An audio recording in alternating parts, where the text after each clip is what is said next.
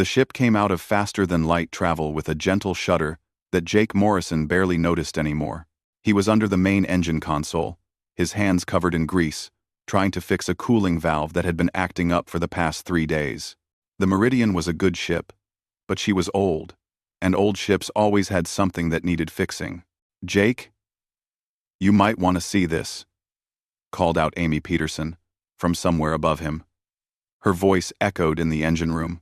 Jake slid out from under the console and wiped his hands on his already dirty work pants. He was 28 years old. Average height for a human, with short brown hair that stuck up in odd directions from lying on the floor. His blue work suit had his name stitched on the chest, right below the Earth United Services patch. He climbed up the ladder to the observation deck where Amy was standing. She was the cultural liaison for their delegation, which was a fancy way of saying she knew things about aliens that the rest of them didn't. She had been reading books about the Valorians for months before this trip. "Look at that," Amy said, pointing out the wide window. Jake looked and felt his breath catch. The planet below them was huge, much bigger than Earth.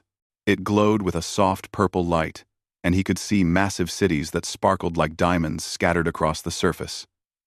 3 moons hung in the sky around it, each one a different color. "That's Valoria Prime," Amy explained. "The heart of the Valorian Empire. 30 billion people live down there." 30 billion? Jake repeated. Earth had only 12 billion people. That's a lot. "The Valorians like to build big," Amy said with a smile. "Everything about them is big. You'll see when we land." The Meridian began its descent toward the planet. Jake watched as they dropped through the atmosphere, seeing the cities grow larger below them. The buildings were tall, impossibly tall, some of them reaching up into the clouds. They were made of some kind of crystal that caught the light and threw it back in rainbow patterns. The ship landed at a massive spaceport on the edge of the capital city. Jake grabbed his tool bag and followed the rest of the crew down the boarding ramp. The moment he stepped outside, he understood what Amy meant about everything being big. The Valorians were giants. The first one Jake saw was at least 8 feet tall, maybe closer to 9. She wore some kind of official uniform and carried a tablet that looked tiny in her large hands. Her skin had a faint blue tint to it. And when she moved, Jake could see something glittering beneath her skin. It looked like crystal or glass running through her body. "Welcome to Valoria Prime," the giant woman said in perfect English. Her voice was deep and musical. "I am Coordinator Senna. Please follow me to your quarters." Jake and the other 19 humans in their delegation followed her. They must have looked like children walking behind a parent. Jake kept staring at everything around him. The spaceport was built for Valorians, which meant the doorways were 12 feet high, and the corridors were wide enough to drive a truck through. Everything was made of that same crystal material that seemed to glow from within. "Why are we here again?" asked Pete Collins, one of the other mechanics on the crew. He walked beside Jake, also staring at everything. "Trade negotiations," Jake said. "And they invited us to some ceremony. Amy knows more about it." Amy heard her name and dropped back to walk with them. "Princess Kalara is about to be crowned as the next empress, but first, she needs to choose a royal protector. It's a big deal in their culture. They invited us to watch as a sign of respect." "A princess?" Pete grinned. "Is she pretty?" Amy rolled her eyes. "She's 8 feet tall and weighs about 600 pounds. And before you ask, no, human and Valorian biology isn't compatible." 600 pounds? Jake said, surprised. "They're not," Amy explained.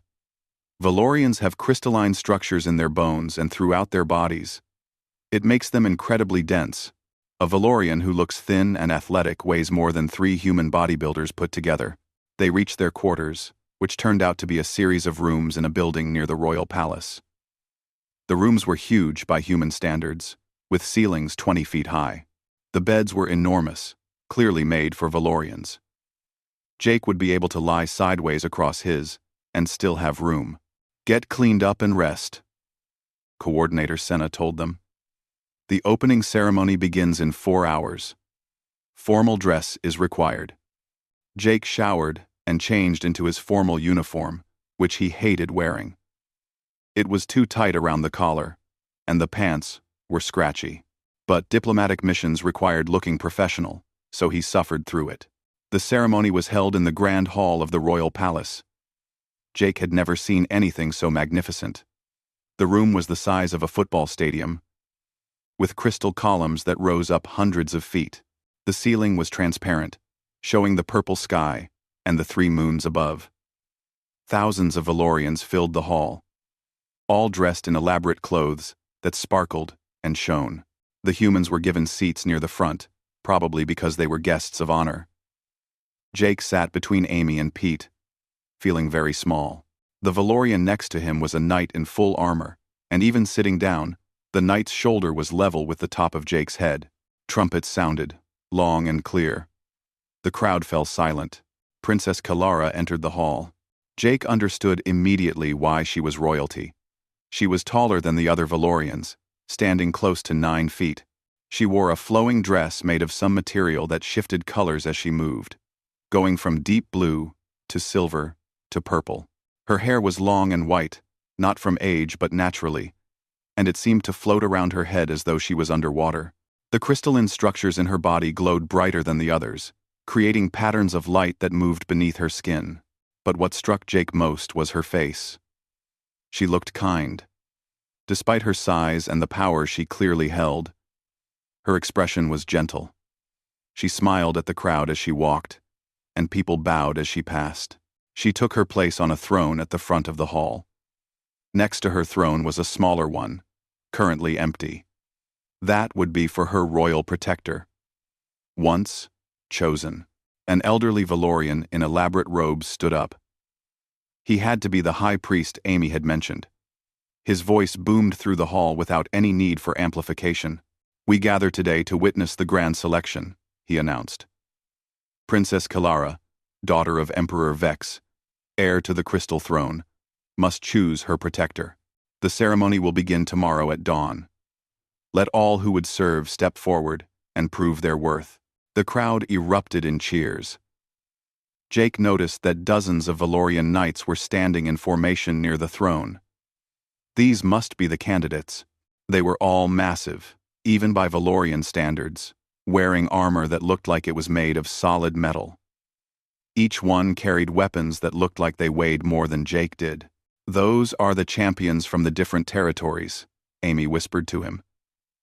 "Each one is the best warrior their region has to offer. This is going to be quite a show." Jake nodded, but he was only half listening. He had noticed something odd. His scanner, which he always kept on his belt out of habit, was picking up strange readings.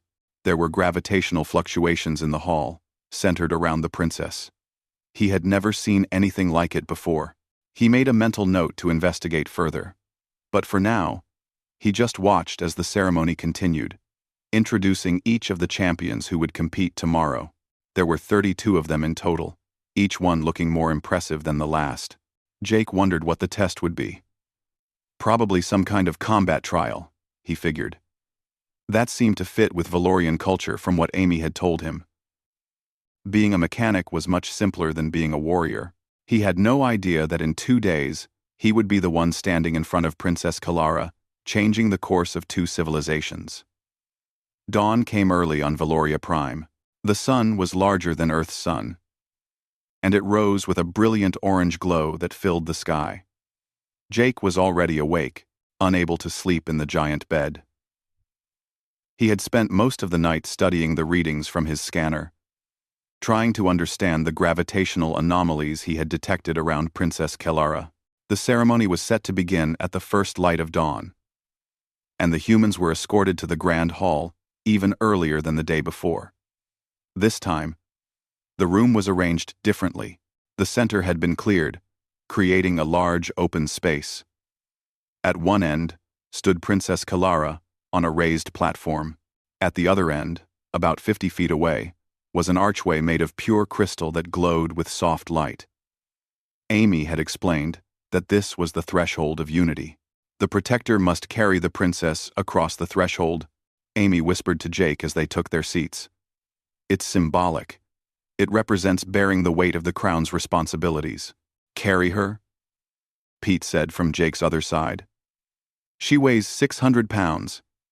That's going to be tough. Not for them, Amy said, gesturing to the Valorian knights, who were lined up along the side of the hall. They're strong enough to lift vehicles. 600 pounds should be easy. Jake wasn't so sure. His scanner readings from last night suggested something more complicated was going on. But he kept quiet. He was just a mechanic. What did he know about royal ceremonies? The high priest stepped forward and raised his hands. The crowd fell silent instantly. Let the grand selection begin, he announced. Commander Thex of the Northern Territories stepped forward. A massive Valorian knight moved to the center of the hall. He was even bigger than the others. With armor that looked like it was made from black crystal, his arms were thick with muscle, and he moved with the confidence of someone who had never failed at anything physical in his life. Commander Thex bowed to the princess, then approached her. Princess Kilara stood gracefully and stepped down from her platform. She nodded to him, giving permission for the attempt. The commander positioned himself carefully. He bent down, placing one arm behind her back and one under her knees, just as Jake had seen people do in old movies. He set his feet and began to lift. The princess rose about 6 inches off the ground. Then, the commander's arms began to shake. His face twisted with effort. The glowing crystals in his body pulsed brightly as he strained. Then his legs buckled, and he had to set her down quickly before he dropped her. The crowd gasped.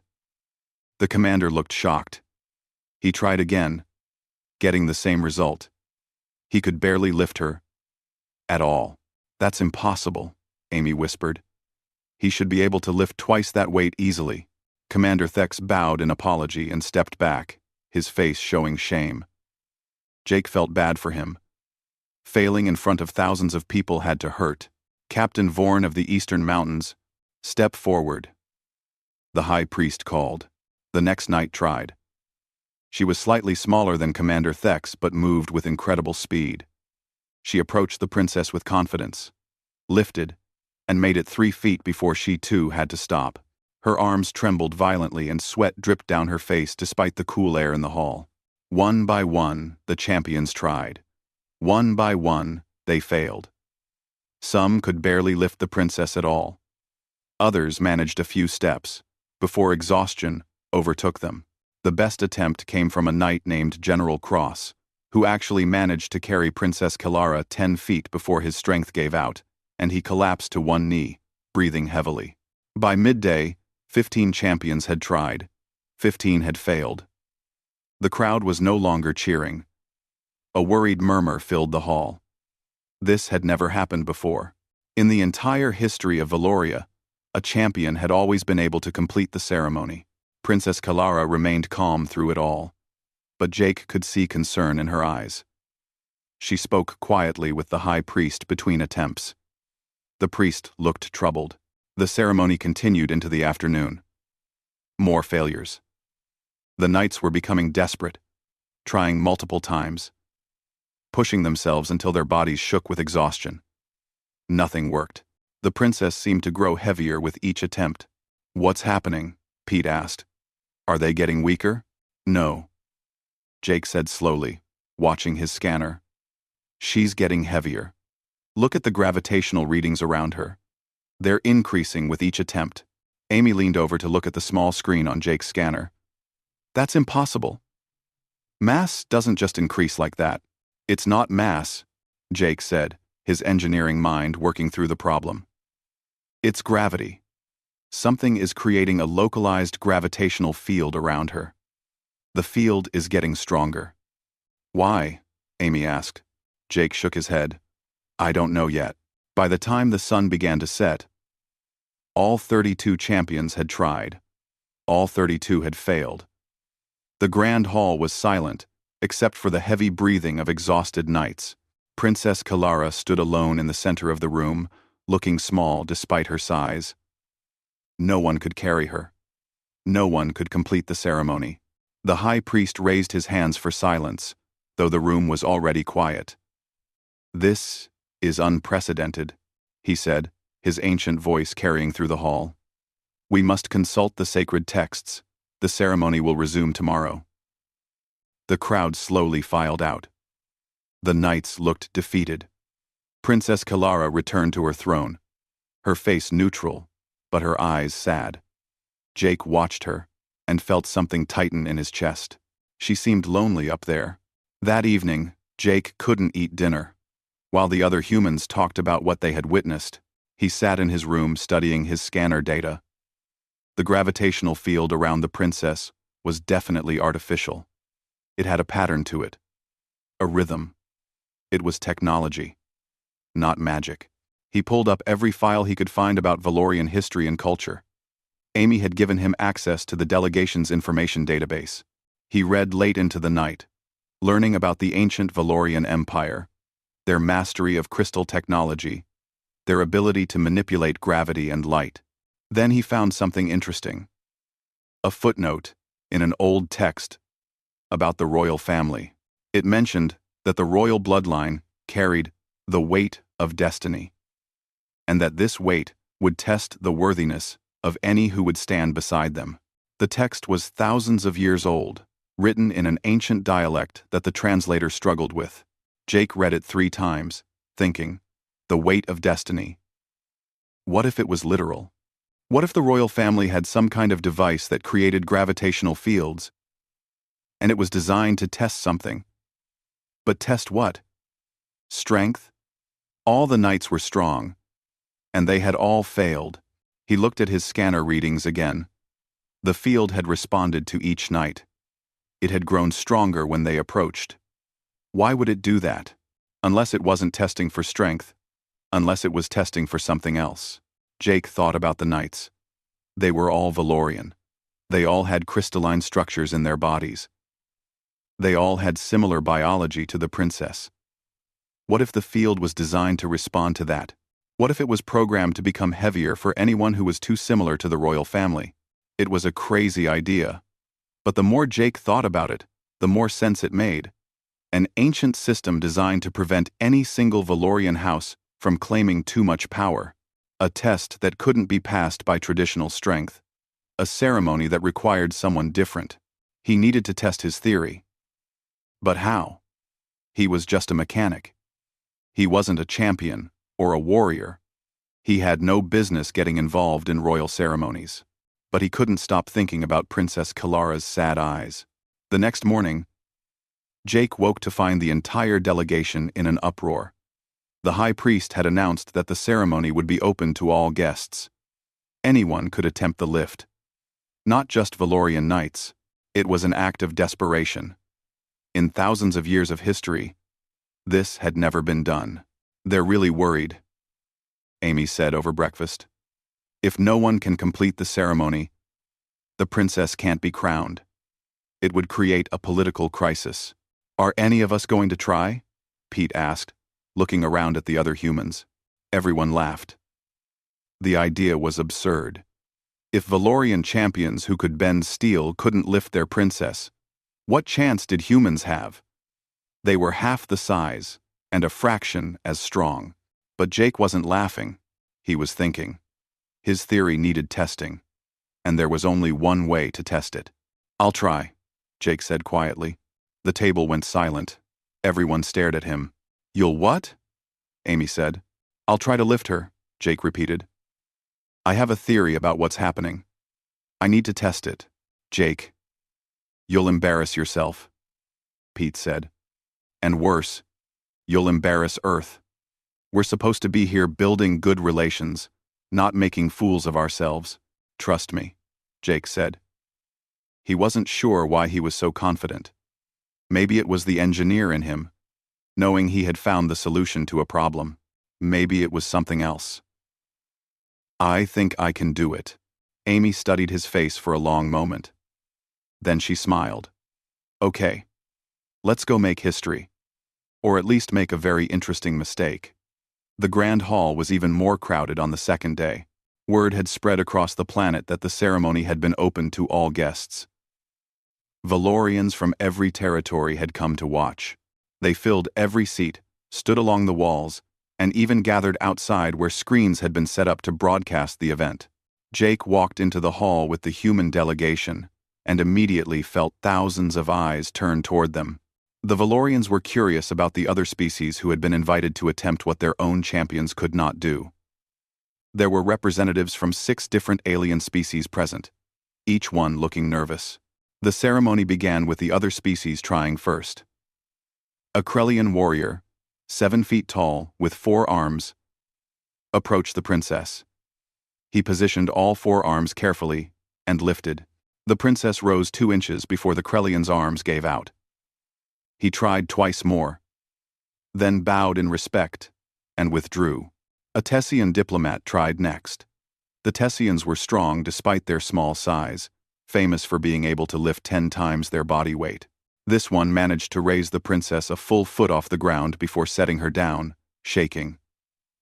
The crowd applauded politely, impressed by the attempt, if not the result. 3 more aliens tried. 3 more failed. The crowd's mood grew darker. If even the strongest species in known space couldn't complete the ceremony, what hope was there? Humans, the high priest called out. If any among you wish to attempt, step forward now. The hall fell silent. Jake heard a few Valorians laugh quietly. He couldn't blame them. Humans were known as the diplomatic species, the traders, the negotiators. They were not known for physical strength. Compared to Valorians, humans were small and weak. Jake stood up. The laughter died immediately. Everyone was staring at him now. He walked down the long aisle between the seats, his footsteps echoing in the massive hall. He was wearing his blue worksuit again. He had refused to wear the formal uniform. If he was going to do this, he was doing it as himself, as a mechanic, not as some diplomat pretending to be something he wasn't. Amy walked beside him, her role as cultural liaison giving her access to the ceremony floor. "You sure about this?" she whispered. "No," Jake admitted, "but I'm doing it anyway." They reached the center of the hall. Princess Kilara stood on her platform, looking down at Jake with an expression he couldn't quite read. Surprise? Curiosity? Maybe pity? The high priest approached them. He looked ancient, even by Valorian standards. His crystals glowed with a soft, steady light that spoke of centuries of life. "Human, what is your name?" the priest asked. "Jake Morrison," Jake said. His voice sounded small in the huge space. "Mechanic? Earth United Services. And you wish to attempt the sacred ceremony?" "Yes, sir. I do." The priest studied him for a long moment. "You understand that failure is likely? You are much smaller than our champions. I do not wish to see you injured." Mark. I understand, Jake said. "But I have a theory I need to test." "A theory?" The priest raised one eyebrow, which on a Valorian face was an impressive gesture. "About the weight," Jake said. "I think I know what's happening." The priest glanced at Princess Kilara. She nodded slightly, giving permission. The priest stepped back.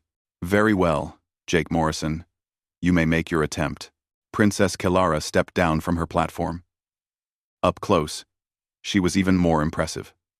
She towered over Jake, nearly twice his height. The crystals beneath her skin created patterns of light that moved like water. Her white hair floated around her head. She smelled like flowers, some kind of perfume that was probably common on Valoria but that Jake had never encountered before. "I apologize in advance," the princess said softly. Her voice was kind. "I do not wish to see you strain yourself. You need not do this." "It's okay," Jake said. "I think it'll work." He pulled out his scanner one last time and checked the readings. The gravitational field was there, just as he expected. But the numbers were different now. The field wasn't responding to him the way it had responded to the Valorian Knights. The strength was baseline, not increasing. His theory was right. Jake put the scanner away and approached the princess. He had never lifted a person before. Not really. He had carried equipment that weighed 100 pounds, sometimes more. But a person was different. A person had weight distribution issues, balance problems. He thought about the mechanics of it, the physics, where to place his hands, how to position his center of gravity. "Your Highness," he said, "if you could help me out a little by holding still and keeping your arms close to your body, that would be great." The princess blinked in surprise, then smiled. "Of course." Jake stepped close to her. He bent his knees, getting low. He slid one arm behind her back, feeling the smooth fabric of her dress. He slid his other arm under her knees. Her skin was warm through the dress, and he could feel the faint vibration of the crystals in her body, like a quiet hum. "Ready?" he asked. "Ready," she said. Jake stood up. The princess rose with him, smoothly, easily. It was like lifting a bag of groceries. Maybe 40 pounds. 50 at most. Nothing like 600 pounds. Nothing like the impossible weight that had defeated 32 Valorian champions. The hall exploded with sound.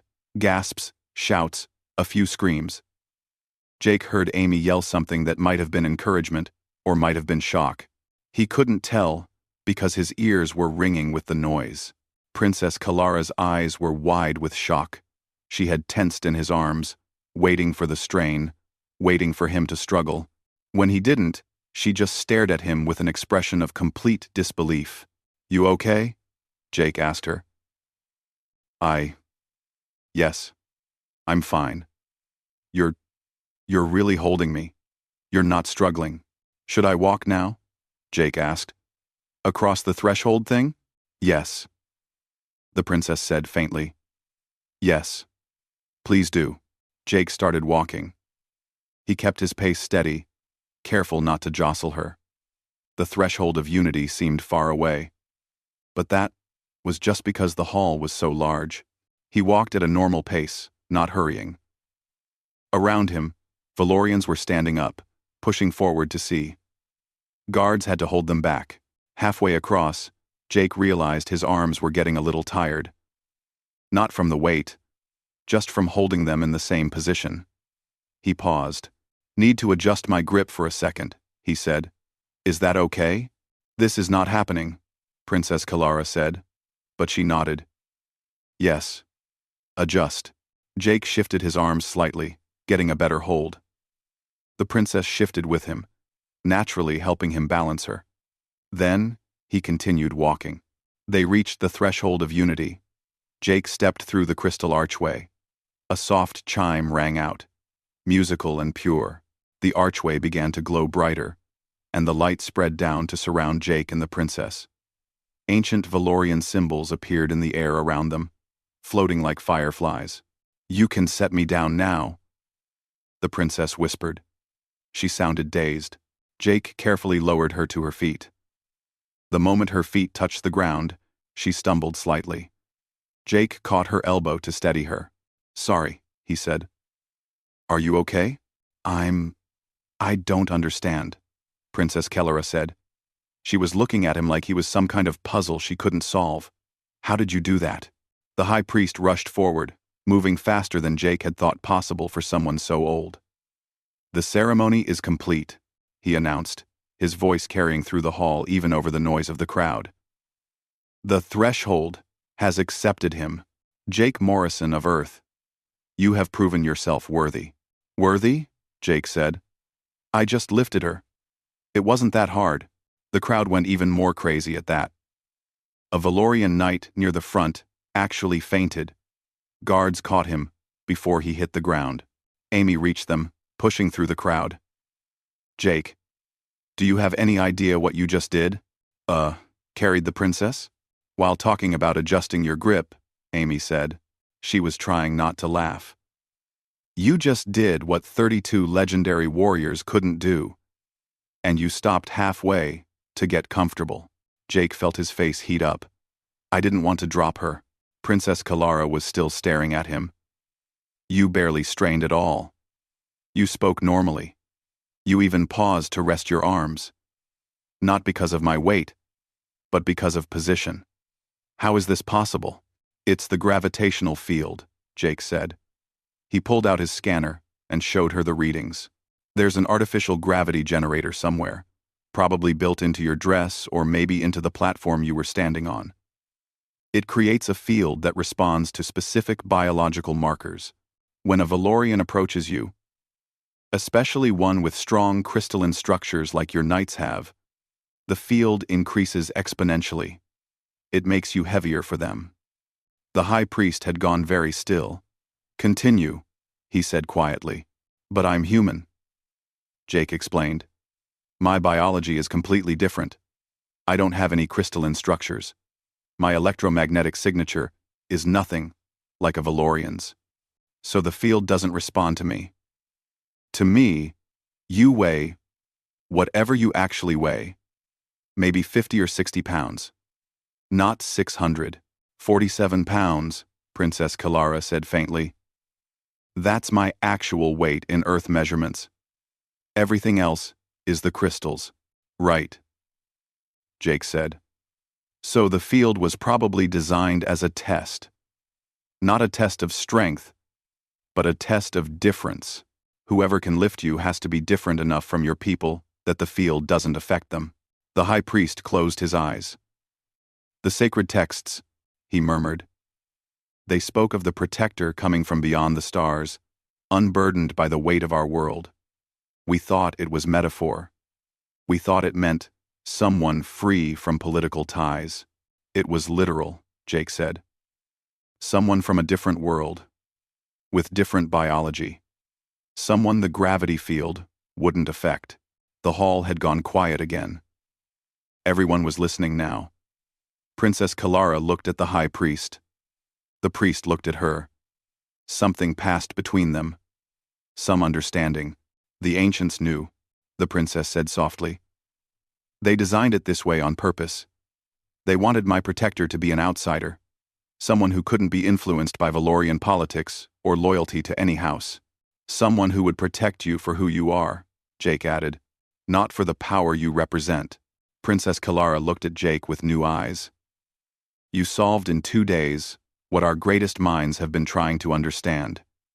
You saw what we could not see, because we were too close to it. I'm a mechanic, Jake said with a shrug. I fix things. This was just another problem to solve. The high priest raised his hands. His voice boomed out, amplified somehow. The ceremony is complete. Jake Morrison of Earth has been chosen. He will serve as royal protector to Princess Kalara. Let all of Valoria rejoice. The crowd erupted in cheers. Jake stood there, still holding his scanner, and wondered what exactly he had just gotten himself into. The celebration that followed was unlike anything Jake had ever seen. The grand hall transformed from a solemn ceremonial space into a festival. Music played from somewhere.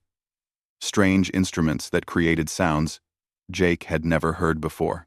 Valorian citizens began dancing, their large bodies moving with surprising grace. Food appeared on tables that rose from the floor, dishes that smelled amazing, even if Jake had no idea what they were. But Jake wasn't celebrating. He was sitting in a side chamber with Amy, the high priest, Princess Kalara, and about 20 very angry Valorian knights. This is outrageous, Commander Thek said.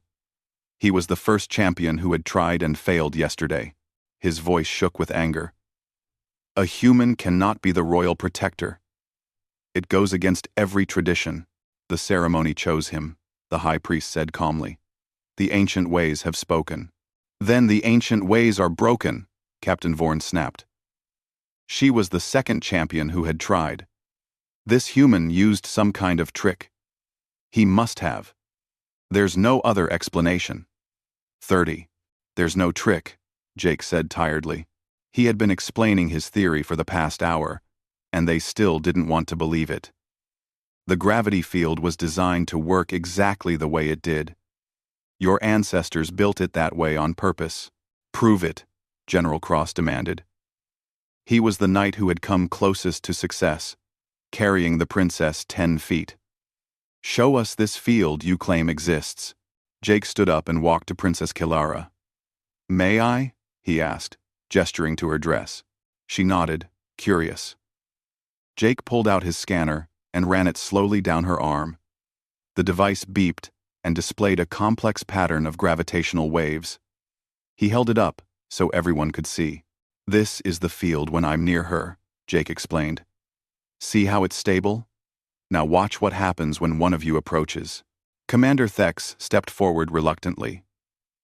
The numbers on the scanner immediately began climbing.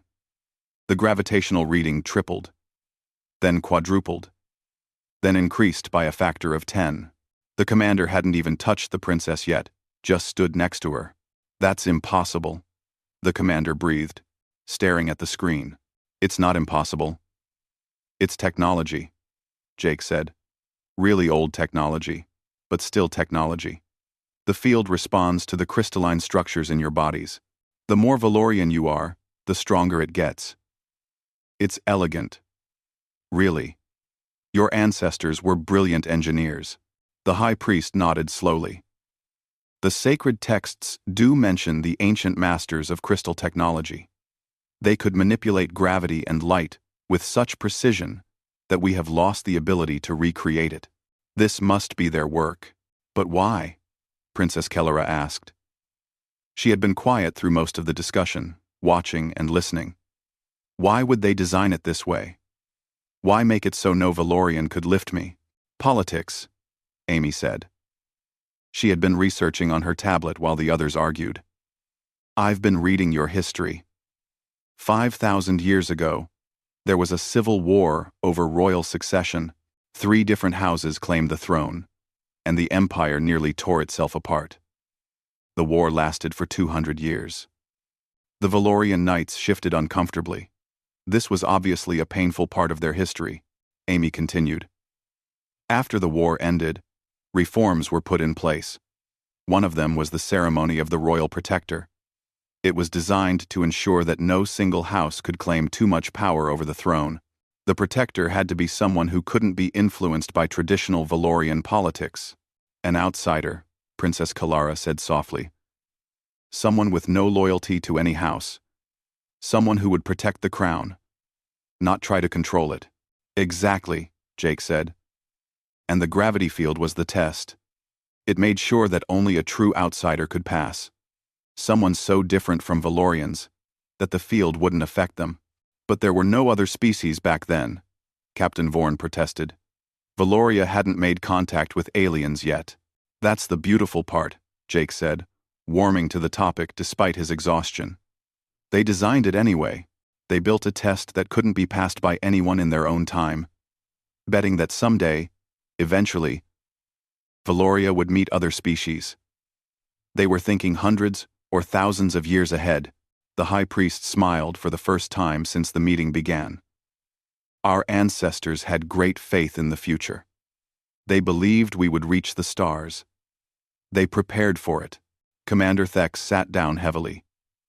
The anger had drained from his face, replaced by something that looked like awe. "We've been doing the ceremony wrong for centuries," he said. "We thought it was a test of strength. We trained our greatest warriors. But it was never about strength at all. It was about trust," Princess Kilara said. "Trusting someone different. Trusting an outsider to do what our own people cannot." Silence filled the chamber. Jake could see the knights struggling with this new understanding. Their entire worldview had been challenged. Everything they had trained for, everything they had believed about the ceremony, was wrong. General Cross was the first to move. He stood up and approached Jake. For a moment, Jake thought the knight was going to attack him. Instead, the general bowed. A deep, formal bow that spoke of respect. "I apologize for my anger," General Cross said.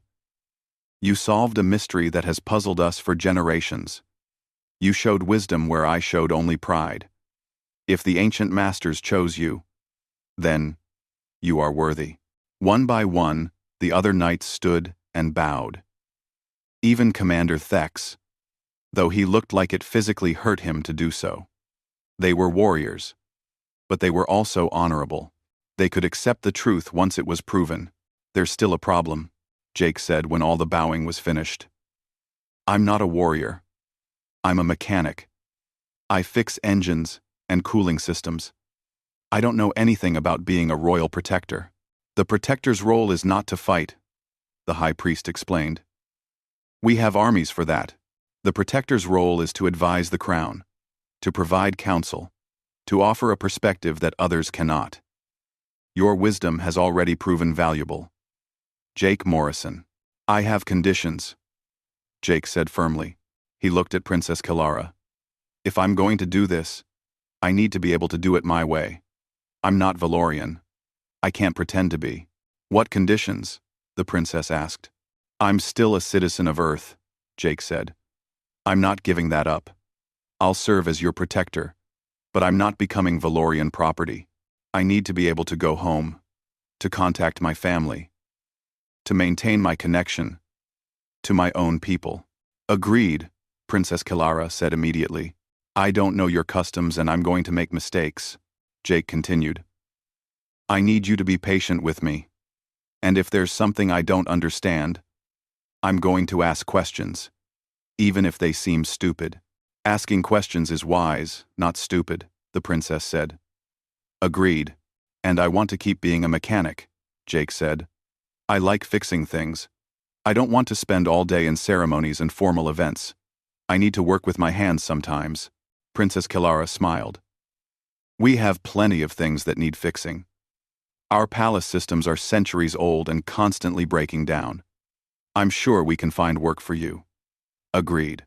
Jake took a deep breath. "Okay. Then I'll do it. I'll be your royal protector." The princess stood and walked to him. She towered over him, but somehow it didn't feel intimidating anymore. She held out her hand, palm up, in what Jake recognized as a Valorian gesture of trust. Jake placed his hand in hers. Her palm was warm, and he could feel the gentle vibration of the crystals in her body. It felt like touching a living machine, organic and mechanical at the same time. "Thank you, Jake Morrison," Princess Kilara said. "I know this is not what you came here for. You came to fix engines and negotiate trade agreements. Instead, you're getting politics and ceremonies, and probably a lot of boring meetings. I'm sorry for that." "It's okay," Jake said. "I came here thinking I'd spend 3 weeks in an engine room. Instead, I get to see a whole new world and meet interesting people." The princess laughed. It was a good sound. Warm and genuine. "You have a strange way of looking at things. I think that's going to be very useful." The high priest stepped forward and placed his hands on both Jake and the princess. "Then it is settled. Jake Morrison of Earth is now royal protector to Princess Kilara. Let the coronation preparations begin." The knights filed out, some still looking confused, but all of them accepting. Amy lingered behind, waiting until they were alone. "You know you're going to be famous now, right?" she said to Jake. "Back on Earth, people are going to go crazy when they hear about this. A human mechanic becomes the protector of an alien princess. It's like something out of a story." "I don't want to be famous," Jake said. "I just want to do my job. I just want to do my job." "Too late," Amy said with a grin. "You're already a legend. The human who did what the mightiest alien warriors couldn't. Earth is going to love you." "Will you stay?" Jake asked her. "As the ambassador? I'm going to need someone who can explain things to me. Someone who knows both cultures." "Are you kidding?" Amy said. "I wouldn't miss this for anything. This is going to be the most interesting diplomatic assignment in history." Princess Kilara watched them both with an expression that was hard to read. Then she smiled. "Come," she said. "Let me show you the palace. If you're going to be protecting it, you should know your way around." Jake followed her out of the chamber, with Amy beside him. As they walked through the massive corridors, Jake thought about how strange his life had become. 3 days ago, he was just a mechanic on a trading ship. Now, he was the royal protector to an alien princess, caught up in ceremonies and politics that he barely understood. But as he watched Princess Kalara explaining the history of the different sections of the palace, her eyes bright with enthusiasm, Jake thought maybe it wouldn't be so bad. She seemed kind and smart and genuinely excited to teach him about her world. And besides, she had mentioned that the palace systems were constantly breaking. Finally, something Jake knew how to handle. 3 weeks had passed since the ceremony, and Jake was starting to understand what he had gotten himself into. Being the royal protector meant attending meetings. Lots of meetings. Meetings about trade agreements, meetings about territorial disputes, meetings about agricultural policy. Jake had never known that running an empire involved so much sitting and talking. But he had also discovered something interesting. His outsider perspective was actually useful. The Valorian advisors were brilliant, but they all thought in similar ways. They had the same cultural assumptions, the same blind spots. Jake, coming from a completely different world, saw things they missed, like today. They were in the council chamber, a massive room with a crystal table that could seat 50 people. The topic was water distribution in the southern territories. The region was experiencing a drought, and the traditional solution was to build more water pipelines from the northern regions. Jake had been quiet for most of the meeting, listening and learning. But as the discussion continued, he noticed something in the data displays that floated above the table. "Excuse me," he said, raising his hand like he was in school. Several of the Valorian counselors looked at him with barely hidden amusement. They were still getting used to having a human in their meetings. "Yes, Protector Morrison?" the chief water engineer said. She was an elderly Valorian with crystals that glowed a deep blue. "I was looking at the rainfall data," Jake said. "The southern region actually gets a lot of rain during the monsoon season, more than enough to supply the population, but it all runs off into the ocean because there's no infrastructure to capture it." The engineer frowned. "That is correct. But building reservoirs would be expensive. More expensive than building pipelines across 1,000 miles? Jake asked. "Because according to these numbers, the pipeline project costs 3 times what a good reservoir system would cost. Plus, the reservoirs would make the southern region self-sufficient. They wouldn't need to depend on water from other regions anymore." The council chamber went quiet. The water engineer pulled up more data, checking Jake's numbers. Her eyes widened. "He's right," she said, sounding surprised. "A reservoir system would be more efficient and less expensive. I don't know why we didn't consider it." "Because we've always built pipelines," another counselor said. "It's what we know." 1. Princess Kalara, sitting at the head of the table, smiled at Jake. "That's the 3rd time this week you've found a simpler solution to a complex problem. I'm beginning to think we were doing things the hard way on purpose. Sometimes you just need fresh eyes." Jake said. "You all are really smart. You just get stuck in patterns. Everyone does." The meeting continued. But now they were discussing reservoir designs instead of pipelines. Jake sat back and let the experts handle the technical details. That was something else he had learned. He didn't need to know everything. He just needed to ask the right questions. After the meeting ended, Princess Kalara walked with Jake through the palace gardens. This had become a daily routine. She used the time to teach him about Valorian culture, and he told her about Earth. It was nice, peaceful, a break from the constant activity of palace life. "You did well today," she said as they walked past flowers that glowed in the fading sunlight. "The southern territories have been fighting over water rights for decades. You might have just solved a major political problem." "I just looked at the numbers," Jake said. "It wasn't that complicated." "But no one else looked at the numbers that way," Kalara said. "They were too focused on political considerations, on which houses controlled which territories, on traditional methods. You ignored all of that and just focused on what would actually work. Is that good or bad?" Jake asked. I feel like I'm breaking social rules I don't even know exist. I would be this for. I would be this forced-eyed for. It's good, Kalara said firmly. The Empire needs change. We've been doing things the same way for so long that we've forgotten there might be better ways. You're helping us see that. They reached Jake's favorite spot in the gardens, a bench near a fountain that created rainbow patterns in the water. Jake had spent hours here studying Valorian engineering. The fountain used gravitational manipulation to make the water flow in impossible spirals. He still hadn't figured out exactly how it worked. I got a message from Earth today, Jake said as they sat down. My mom is worried about me. She saw the news broadcasts and thinks I'm in danger. Are you in danger? Kalara asked, concerned. No, Jake said quickly. But she doesn't understand what this job actually is. She thinks I'm fighting off assassins and political enemies. I tried to explain that I mostly just sit in meetings and occasionally fix broken equipment. But I don't think she believed me. Kalara laughed. The reality is less exciting than the legend. Though there was that incident with the cooling system last week. 8. That wasn't dangerous, Jake protested. The system was just overheating. I rerouted some coolant and adjusted the pressure valves. Standard maintenance. You climbed inside a system that was hot enough to melt steel, Kalara said, while it was still running. My guards were terrified. I wore protective gear, Jake said.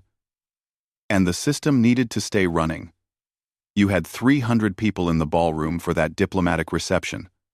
Shutting down the cooling would have made everyone uncomfortable. You're very practical, Kalara said.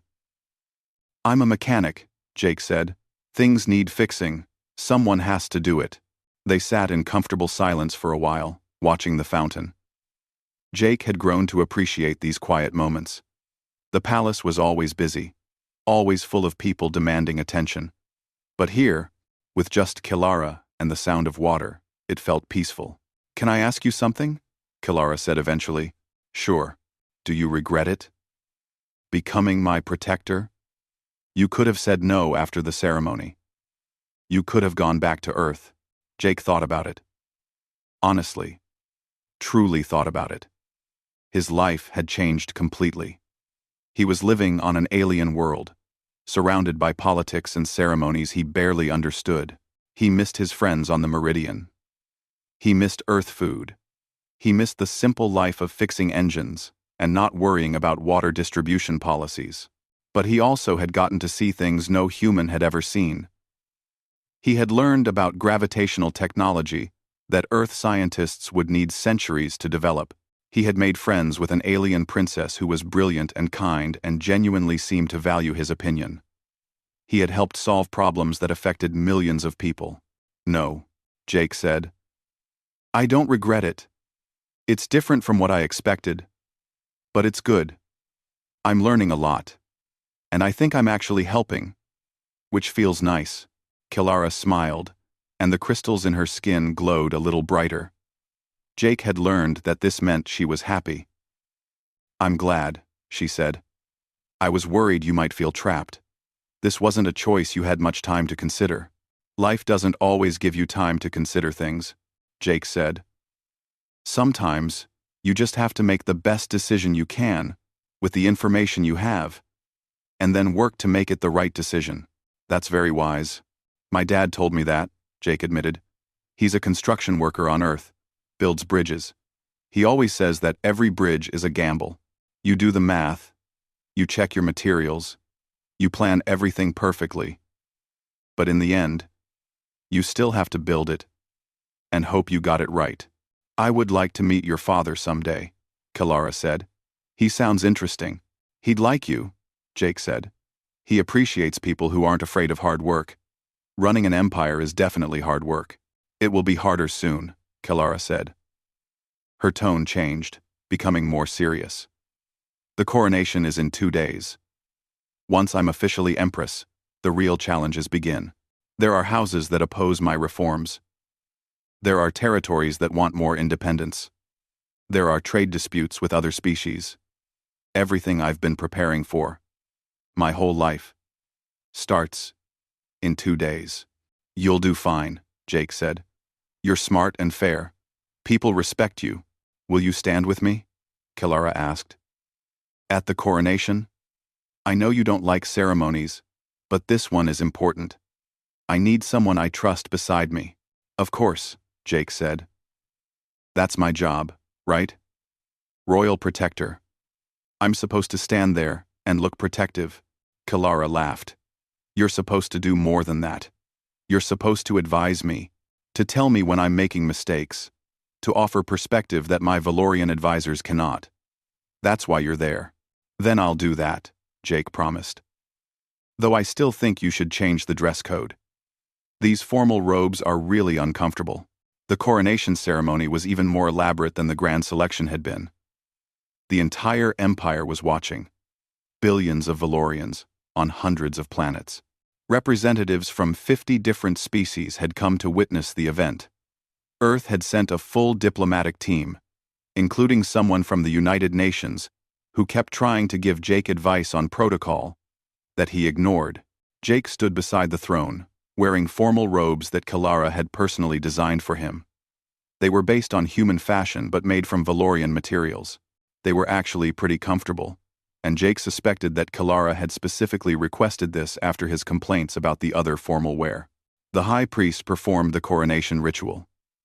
He placed the crystal crown on Kilara's head, and the entire palace lit up with light as the crown connected with the power systems. It was beautiful and slightly terrifying. Jake could feel the energy in the air, making his hair stand on end. Do you, Kilara of the royal line, accept the weight of the crystal throne? The high priest asked. I accept it, Kilara said. Her voice was steady, confident. Do you swear to rule with wisdom and justice, to protect all citizens of the empire, to maintain peace and prosperity? I swear it. Then rise. Empress Kilara, ruler of Valoria, keeper of the crystal throne, guardian of the empire. Kilara stood. The crown on her head blazed with light. The crowd erupted in cheers that shook the building. The high priest turned to Jake. And do you, Jake Morrison of Earth, swear to serve as royal protector, to counsel the Empress with wisdom, to stand beside her in times of hardship, to offer the perspective of the outsider when the empire cannot see its own path? Jake had practiced this part. He was supposed to give a long, formal speech about duty and honor. Instead, he just said, I swear it. I'll do my best. The high priest looked like he wanted to say something about protocol, but Kilara was smiling, so he let it go. The celebration lasted 3 days. Jake attended what he had to, but spent most of his time in the palace workshop that Kilara had given him. He was working on a new gravitational scanner, something more advanced than his old one. He wanted to understand the ancient technology better. Amy visited him on the second day of celebrations. She looked exhausted. Too much partying? Jake asked. Too much diplomacy, Amy corrected. Do you know how many species want to establish better trade relations with Valoria, now that you're the protector? Everyone sees it as Earth having special access to the Empire. Do we? Jake asked. Kind of, Amy admitted. You're advising the Empress. That gives Earth influence whether you mean it to or not. It's actually brilliant diplomacy, even though you stumbled into it by accident. I didn't stumble, Jake protested. I used science to solve a problem. You stumbled, Amy said firmly. But that's okay. Sometimes the best diplomatic victories are the ones you don't plan. She left to attend another meeting, and Jake went back to his scanner. But he thought about what she had said. He was affecting relations between Earth and Valoria just by being here. His decisions had weight beyond just himself. That evening, Kilara found him in the workshop. She had changed out of her coronation robes into something simpler. The crystal crown was gone, replaced by her usual flowing white hair. You're supposed to be at the feast, she said. I went earlier, Jake said. I ate something that tasted like chicken but definitely wasn't chicken. Then I came back here. Too many people want to talk to me. You're famous now, Kalara said. The human who became royal protector. Everyone wants to meet you. I liked it better when I was just a mechanic, Jake said. You're still a mechanic, Kalara said, gesturing at his workbench covered in tools and parts. You're just also a protector. And a friend. And someone who helps me see things more clearly. Jake set down his tools. You okay? You seem tired. I'm Empress now, Kalara said. It's real. For my whole life, I've been preparing for this. But now that it's here, it feels overwhelming. There are so many problems, so many people depending on me. You'll figure it out, Jake said. And you're not alone. You have advisors and counselors and an entire government. You don't have to solve everything yourself. I have you too, Kalara said. That helps. Yeah, Jake agreed. You have me. And I promise I'll keep asking annoying questions and finding simple solutions to complicated problems. Kalara smiled. They sat together in the workshop, surrounded by tools and half-finished projects. Outside, the celebrations continued. But in here, it was quiet. Just an empress and a mechanic, both figuring out their new roles, both learning to trust each other. Jake thought about the ancient Valorians who had designed the gravity field thousands of years ago. They had bet on the future, on the belief that someday their empire would reach the stars and meet other species. They had built a test that couldn't be passed in their own time, trusting that eventually someone would come along who was different enough to succeed. They had been right. And now Jake and Kalara were building something new together. A partnership based on trust and mutual respect. A bridge between two civilizations. A friendship that was changing both of them. It wasn't what Jake had expected when he stepped onto Valoria Prime 3 weeks ago. But then again, the best things in life rarely were.